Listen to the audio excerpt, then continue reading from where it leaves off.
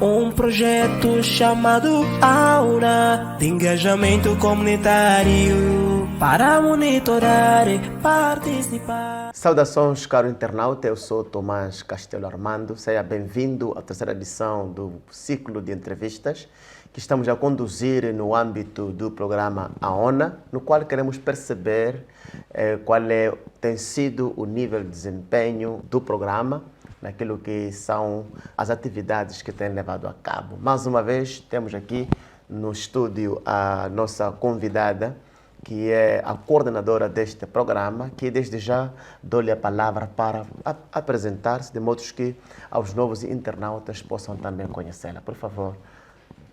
Saudações a todos os internautas, é sempre um prazer estar aqui neste programa. Eu sou Natasha Fidelvim, sou a coordenadora regional norte da URFAD, que é a Organização para a Promoção da Paz e Desenvolvimento Humanitário, no caso específico, coordenadora do programa AONA, que é um programa de engajamento do cidadão para a monitoria dos programas de governação municipal na região norte, financiado pela União Europeia e implementado pela URFAD em consórcio com a Associação Comunitária Mukwapa.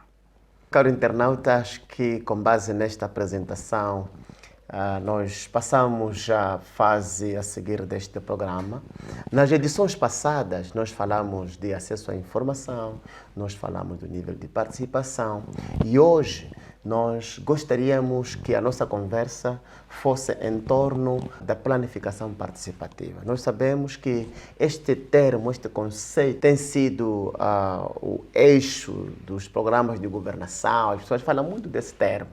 E nós temos a ocasião de estar com alguém que trata, que usa esse termo como objeto de trabalho, como atividade.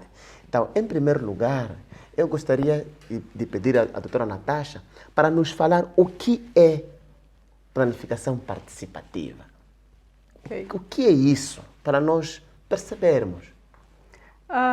Num cômputo geral, a planificação participativa significa o cidadão, significa o munícipe poder fazer parte dos programas, poder fazer parte na elaboração ou planificação das atividades, elaboração ou planificação queira dos orçamentos, ou seja, daquele que é o itinerário, aquela que é a projeção das atividades, queira ao nível das autarquias, queira, de uma forma geral. Portanto, planificação participativa significa que ambas as partes possam comungar da mesma ideia, possam comungar da mesma projeção das atividades rumo ao processo de governação autárquica. Ok. Doutora Natasha, será que é possível um cidadão comum planificar? O que é isso? Porque eu na verdade, gostaria de perceber esse termo. Eu estou na posição de qualquer outro internauta.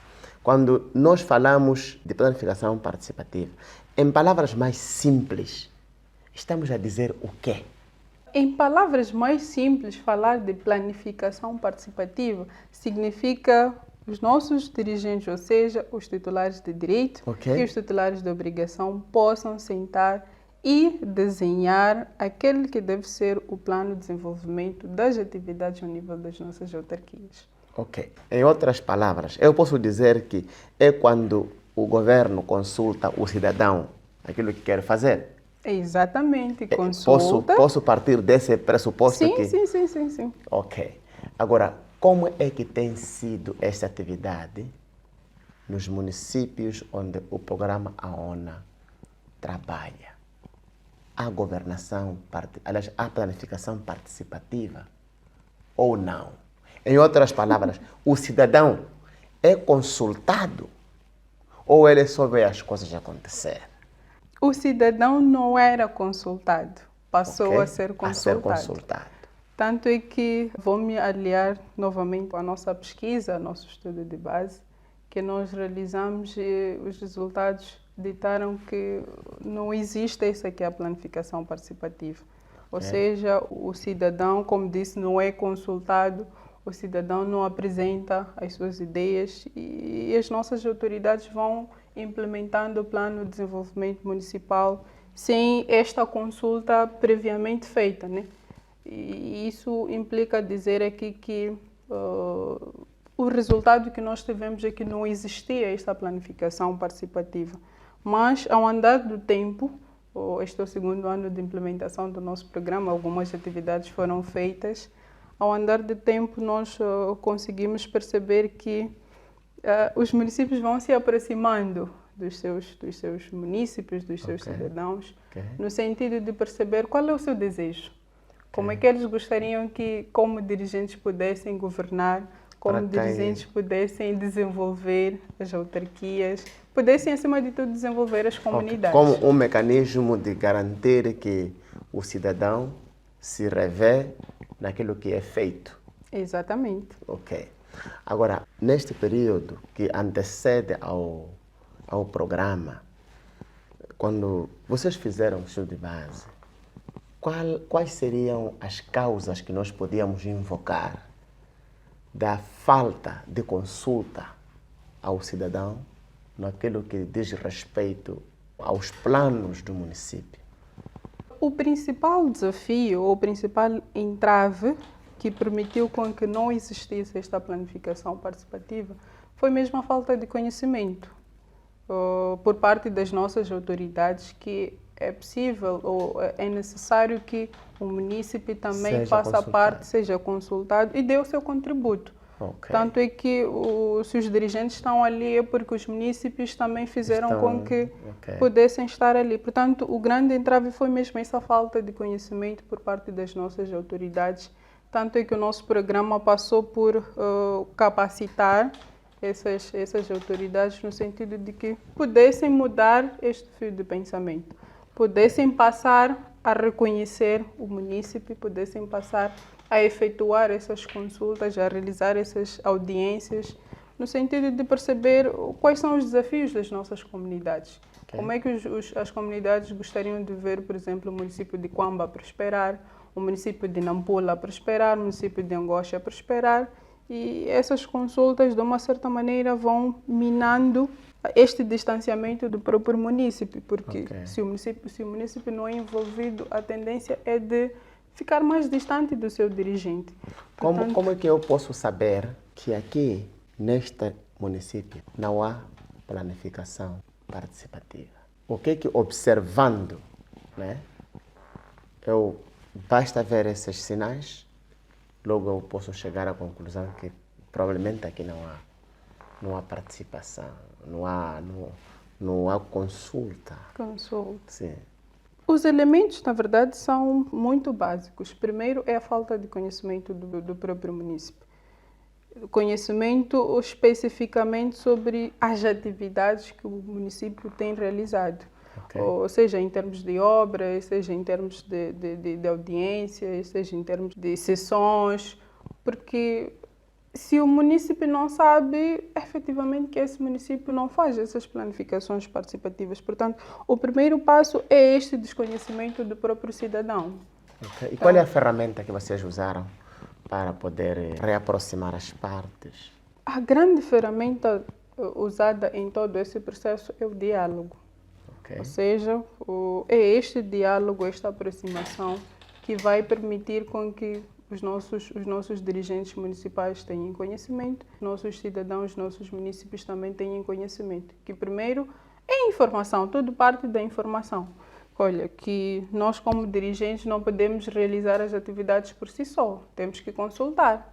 E nós como munícipes não podemos simplesmente... às vezes nós criticamos os nossos dirigentes, nós condenamos os nossos dirigentes. Às vezes os nossos dirigentes realizam algumas atividades não em detrimento daquilo que é prioridade para o cidadão, porque não existe essa consulta, não existem essas sessões de audiências. Tanto é que agora um passo muito, muito importante que está sendo dado ao nível dos nossos municípios é que está a se recorrer pelas alternativas, digamos assim, usando as rádios. Então, temos visto, os municípios têm partilhado as informações ligadas às sessões, às suas obras. Eu mesmo ia a essa questão, porque este programa foi implementado num período crítico, né? Em que era, por lei, proibido que as pessoas estivessem mais juntas. A forma de amor era afastar-se um do outro. Sabemos que normalmente a forma de amar é aproximar, mas nós vivemos num período que a forma de cuidar do outro era ficar longe dele. Então eu queria mesmo perceber como é que este diálogo, como é que esta consulta era feita neste período de pandemia. de pandemia. As consultas não eram feitas, não existiam praticamente. Okay. E, bom, o outro dado adicional é este, por conta da situação, por conta do contexto, do momento, não era possível em parte realizar estas consultas, essas audiências, mas recorreu-se à questão das rádios. Okay. Mas felizmente, atualmente a dinâmica agora já é outra. É possível realizar essas consultas, okay, audiências, sessões, queira da Assembleia. Portanto, paulatinamente está a surgir uma abertura e um envolvimento. Vamos voltando ao normal. Exatamente. Ok. Então, só para terminar, eu gostaria de pedir à doutora Natasha para nos dar algumas recomendações, né? Nós vamos continuar a exortar, vamos continuar a pedir para que os cidadãos, os munícipes possam criar esse espírito de aproximação, esse espírito de fazer parte da governação, fazer parte do processo, do ciclo todo, do processo governativo.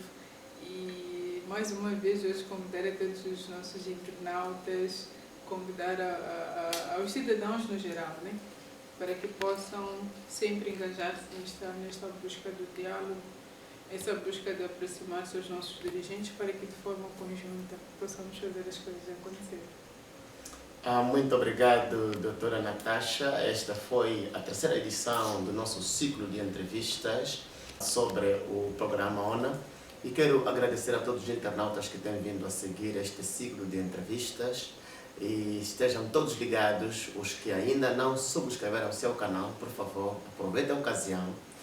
E eu sou Tomás Castelo Armando e quero pedir para você partilhar este vídeo para que mais cidadãos, mais concidadãos possam participar do desenvolvimento.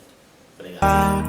Um projeto chamado Aura de engajamento comunitário para monitorar e participar.